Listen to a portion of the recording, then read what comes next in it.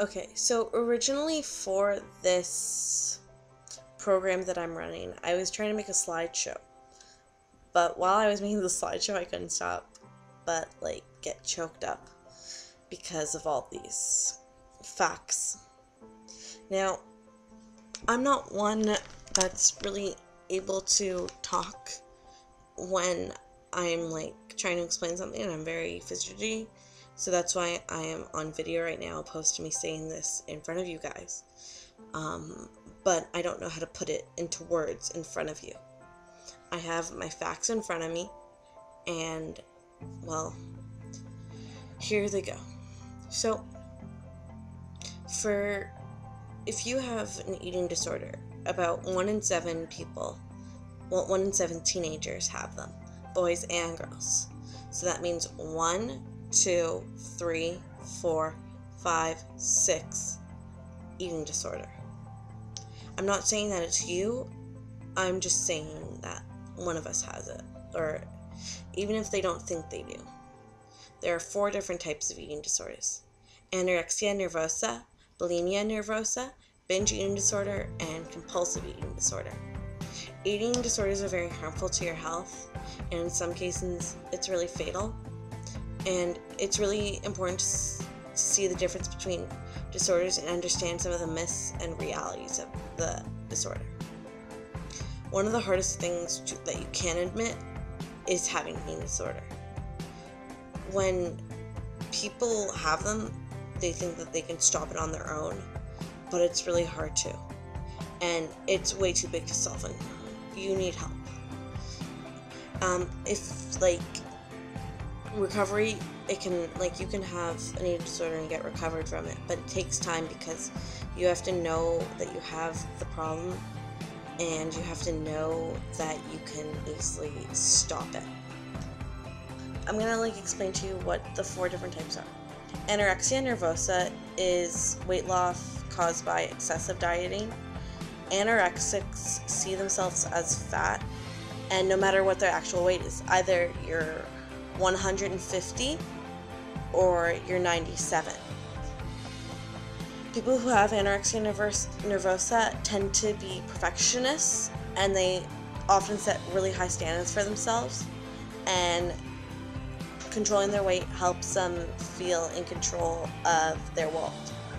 Now, bulimia nervosa is a cycle of binge eating followed by purging to rid their body of the unwanted calories.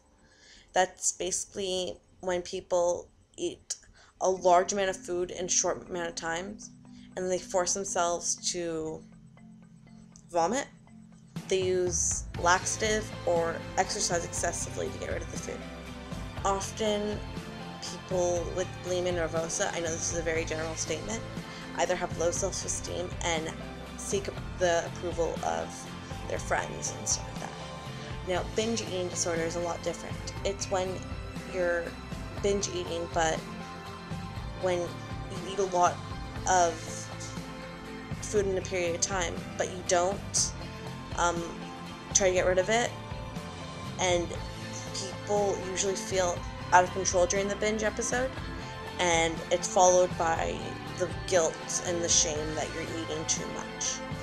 Now, compulsive overeating is uncontrollable eating and the result of weight gain of compulsive overeating. Most people who are compulsive overeaters recognize they have a problem, but they use food to cope with the stress or emotional programs. So those are the 4 types of eating disorders that a person can have. And I feel really bad for putting you guys in all this bad mood. I just think that this is something that goes unheard of because people who have the problems don't think they need to help. And now I'm moving topics to panic and anxiety. Now, anxiety disorders are different from normal anxiety or stress. A disorder is something that gets in the way of your life. Now, anxiety is a word that includes different feelings of fear, nervousness, or panic. These feelings can come from specific worries, whether it's tests or anything, or they may seem to come from nowhere. Any other way, anxiety can be uncomfortable and prevent you from being yourself. Sometimes anxiety is healthy, like anxiety to motivate you to get things done. Like when you're feeling nervous or anxious about an upcoming test, you can probably push yourself to study harder, which helps you to do better. Anxiety also, feelings can also be a sign that you feel threatened in some way. And turning into those signals can get you away from unsafe situations. So basically, anxiety can affect you in more than one ways. In the positive way, it can push you to motivate you to do stuff. But in the negative way, it'll make you feel like you're not good enough or you're not pretty enough. But honestly, you're perfect the way you are, so you shouldn't let this get to you. Now, depression is probably one of the hardest things to see because being sad is normal. We're teenagers, we go through hormones and mood swings, and that's completely normal. It's the ups and downs of life.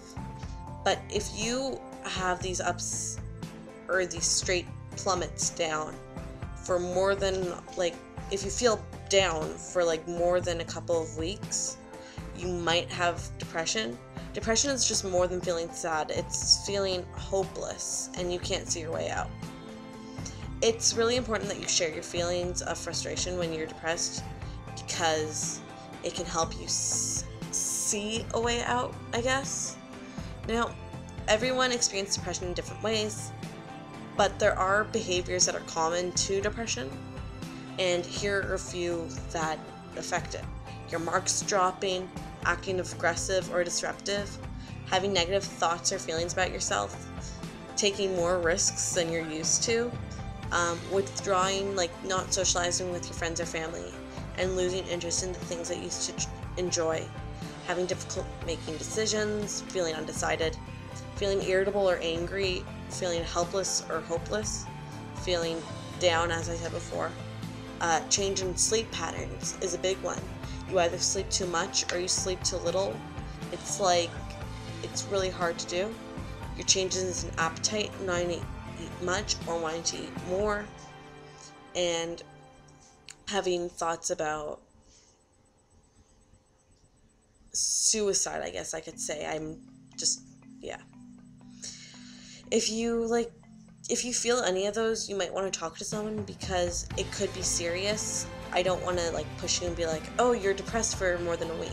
It could have been because you had a loss in your family or something. So don't take that to heart.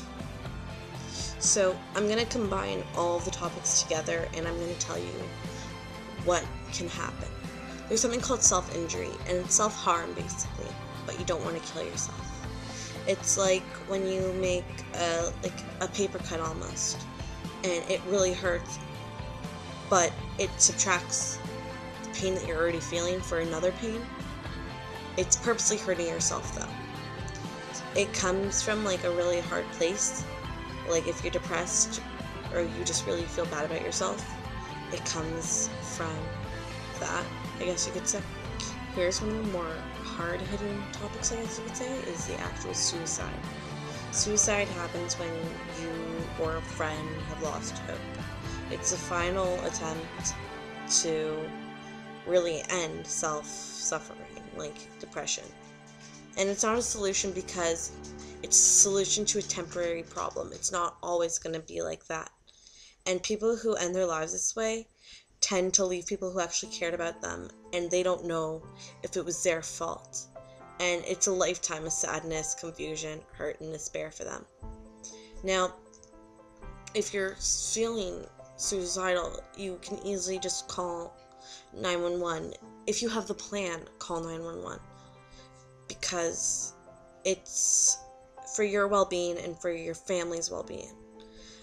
Imagine if your mom or your dad or your brother or your sister or your aunt, uncle, Bubby Zadie, etc., the list goes on, found out that you ended your life for something that won't even matter in 10 years. It would, one, haunt you forever, and two, it would haunt them forever because they would think it was their fault, which it wasn't. It was your mind over matter.